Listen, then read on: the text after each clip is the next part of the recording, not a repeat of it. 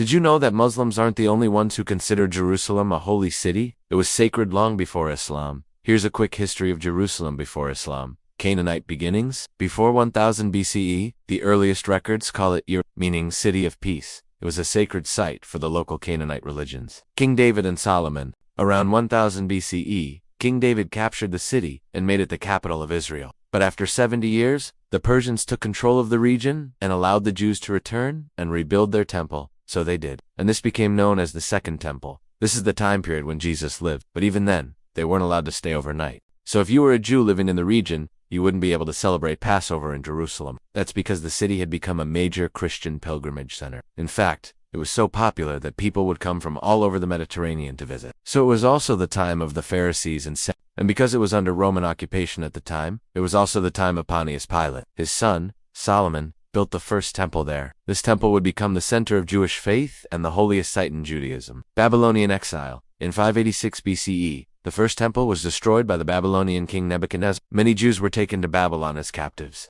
For more on that, check out the series on the history of Islam. Coming soon, Christian Jerusalem. In the 4th century CE, the Roman Emperor Constantine made Jerusalem a Christian center. He built the Church of the Holy Sepulchre, where Jesus was crucified and buried. Over the next few centuries, the city became a major destination for Christian pilgrims. Just before Islam, during the Byzantine period, Jews were mostly banned from the city. They were only allowed to enter 4 religious festivals. And then came the Muslim conquest in 638 CE.